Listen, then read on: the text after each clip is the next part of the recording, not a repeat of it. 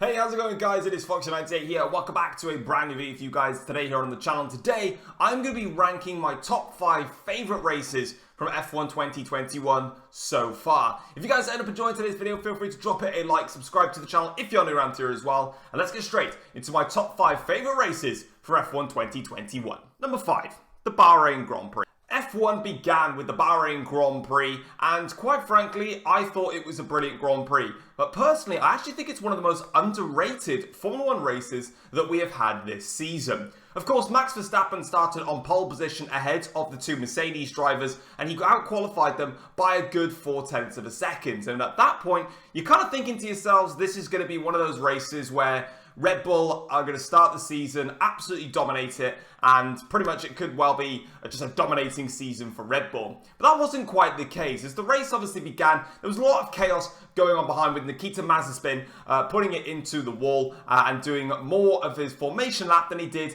in actual race. Of course, then we saw Mick Schumacher spin on the race restart.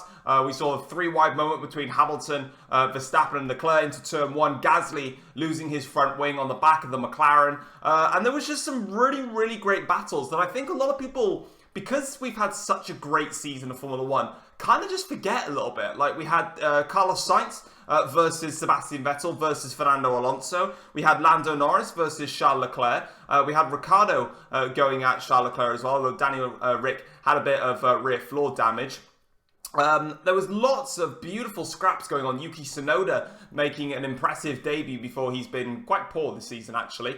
And then, of course, we had the battle at the front. We had Lewis Hamilton versus Max Verstappen. Hamilton pitting earlier than Verstappen and getting the undercut. Max then closing up to Lewis. Lewis then pitting for his second stop earlier again. Verstappen then pitting late. And we had that epic final few laps, which left me on the edge of my seat. Of course, Verstappen getting past Lewis Hamilton, but going off track in doing so and having to give the place back. And Lewis was able to fend off and take a victory, which honestly, I thought it was a fantastic race and one that is on this list, which is probably one of the most underrated races of the year. Number 5, it's Bahrain. Number 4, the French Grand Prix. Yeah, this feels weird putting France on a top 5 Formula 1 races, but surprisingly to everyone, it deserves to be there. There's no doubt about it. The French Grand Prix, of course, at the Paul Ricard circuit, it was again Max Verstappen starting from pole position, and he out-qualified Lewis Hamilton, and then we had Bottas and then Sergio Perez. And the start of the race, it almost looked like Lewis had a slightly better start, but Verstappen was able to get into turn 1 ahead, but he lost the back end of the car and he went off. Hamilton then swooped through and takes the lead of the French Grand Prix. Of course, then we had a little bit of scraps further back going on, and I'll be honest, the very first stint of the French Grand Prix was a little bit quiet. It was thanks to McLaren, actually, that were really saving the race in the first few laps of the Grand Prix, with Norris making some beautiful overtakes, Daniel Ricciardo making some when he got past Fernando Alonso, Norris then getting past Alonso, I believe it was, into senior corner instead. Very unorthodox place to do that. There was some more battles with McLaren, the likes of the undercuts to try and get past Pierre Gasly, which I think Ricciardo managed to achieve. Leclerc and Ferrari having a bit of a nightmare race. There was a lot of great battles in there. Norris and Gasly actually was another brilliant one. And then at the front of the field, of course, we saw Verstappen box for the undercut, but for some reason, the undercut was just so powerful that no one really realised it, and it caught Mercedes out, and it left Lewis behind Max. Of course, we saw Lewis in DRS of Max for a few laps, really trying to find a way to get back past him. Max and Bottas were separated by like 2 seconds or something ridiculous like that.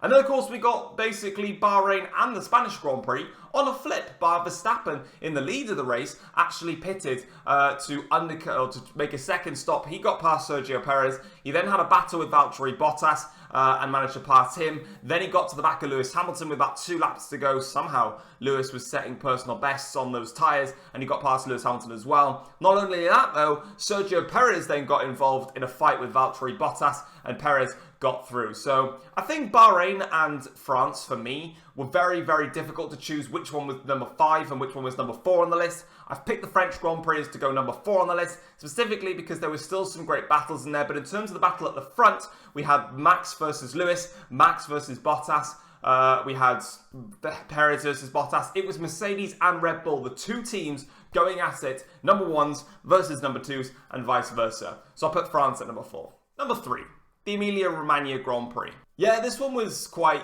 an easy one to put at number 3, actually. The Emilia-Romagna Grand Prix held at Imola. Of course, this was a brilliant Grand Prix. I don't think anyone can deny that, really. And it was a lot of fun to watch. Lewis Hamilton, with his first pole position of 2021, out-qualifying Sergio Perez and then Verstappen in P3. But, of course, when you've got a little bit of wet weather conditions, you're in for a great treat. And that's exactly what we got. As the lights go out, of course, Lewis Hamilton got a decent start, but Verstappen got the best start and was very clever, starting in second gear in order to get a little bit less wheel spin. And of course, the two-time championship protagonists clashed into turn 1, Verstappen forcing Hamilton wide. Hamilton losing a little bit of bodywork, which apparently cost him about 0.6 per lap in terms of performance. And then eventually that dropped to 0.3 per lap when whatever piece was flapping on the car eventually fell off.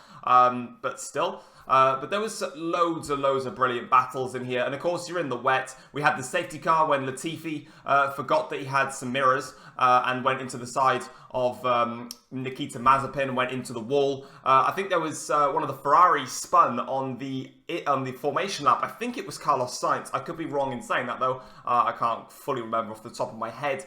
And there was some beautiful battles. Gasly tried to start on the wet tyres, and that really didn't work out. So Sainz tried to pass him. Norris instead got in front of him. And then there was a whole gaggle of cars trying to battle their way through that Gasly. And then Norris getting the team orders to move over from Ricciardo. And of course, at the front of the field, Verstappen and Lewis were pretty much matching times. Eventually, Verstappen built like a 5-6 second lead. Lewis then cut that down. Of course, we had the swap to the dries. I also forgot that Schumacher, didn't he? Mick Schumacher crashed under the safety car on the wet tyres, and bless his engineer, he was giving him such a nice moral message. But yeah, God bless you, son. God bless you. And then, of course, we had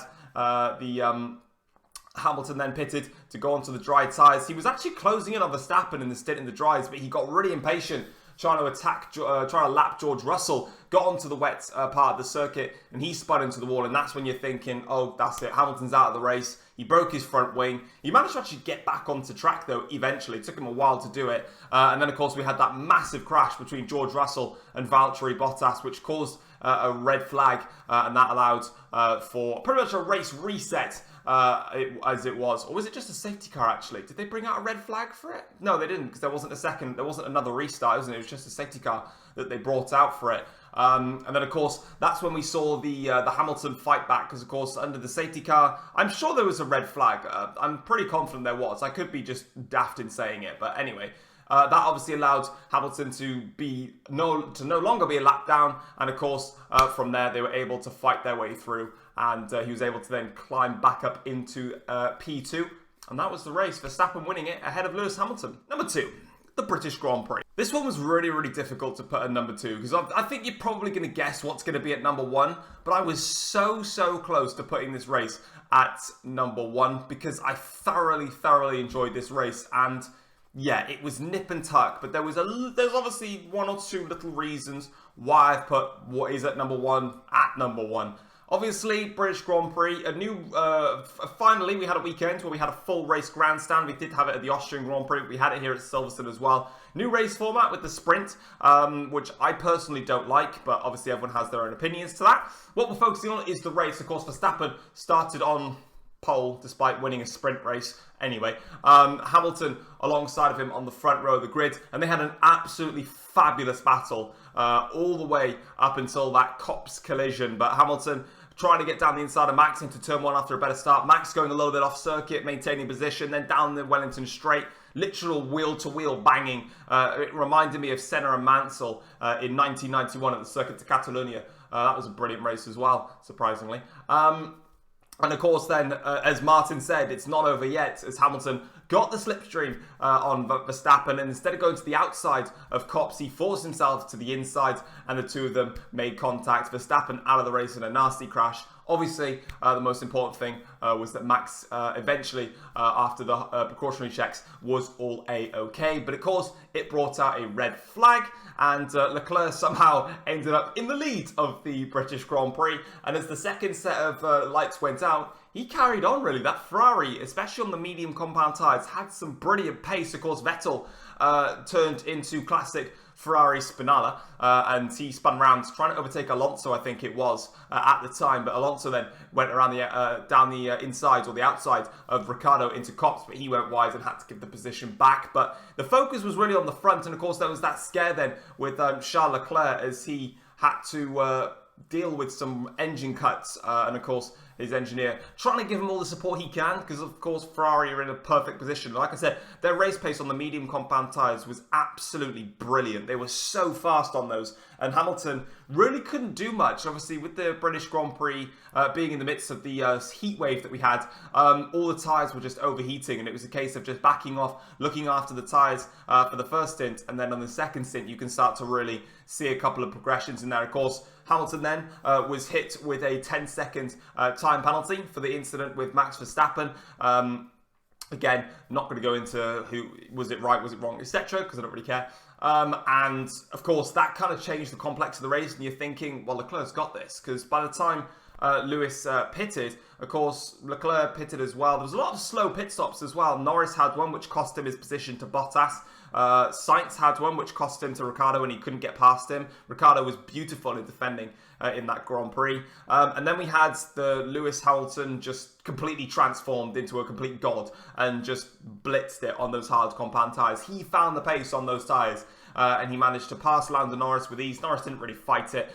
Team orders to get Bottas out of the way. And then with 12 laps to go, he hunted down Leclerc, who was 8+ seconds, who was also on fresher hard tyres, but it was quite clear that that Mercedes just worked beautifully on the hards. And he managed to overtake Leclerc into Copse corner as Leclerc went wide. And yeah, I'll say it because I don't really care. Yes, I am a Hamilton fan. Who really cares? I was just celebrating so much when that move happened. Yeah, that race had me on the edge of my seat. Loved it. Absolutely awesome. Silverstone, thank you very much. But unfortunately, you just missed out on number one. Number one, the Hungarian Grand Prix. Yeah, was I really going to choose anything else rather than the Hungarian Grand Prix to go at number one? Not really. No. I really, really wanted to put Silverstone at number one, but I rewatched, obviously, the race highlights on YouTube for my top 5 races, so I could just make sure that I remembered what had happened in them. Yeah, Hungary eclipses it. If we thought that Silverstone was crazy, if we thought F1 2021 was crazy, the Hungarian Grand Prix, yes, Hungary had the best race of the year so far. Of course, a wet race, once again. Lights go out on a front row lockout for Mercedes. Bottas doing what Bottas does best and not understanding how to actually get off the line in a Formula 1 car. He loses a bunch of places and then goes and decides, rather than doing Formula 1, he's going to do 10-pin bowling and smashes into the back of Norris, who goes into the back of Verstappen. Then Bottas goes into Perez, and then Stroll goes into Leclerc. Leclerc goes into Ricciardo. It's absolute chaos, and we end up with a red flag, as we would have expected. And after that red flag, the formation lap was going around, and everyone was basically saying, yeah, it's dry. Everyone pits for a set of dry tyres, but only Lewis Hamilton stays out, and it was the weirdest thing ever. I was sitting there with my dad watching the race. We were just laughing because we've got a proper race start with one car, and it was hilarious. And of course, then Hamilton had to pit on the lap afterwards, and he dropped to the back of the field. George Russell then had to give up some places because he made some illegal overtakes in the pit lane, leaving Ocon and Vettel and Latifi as your top 3.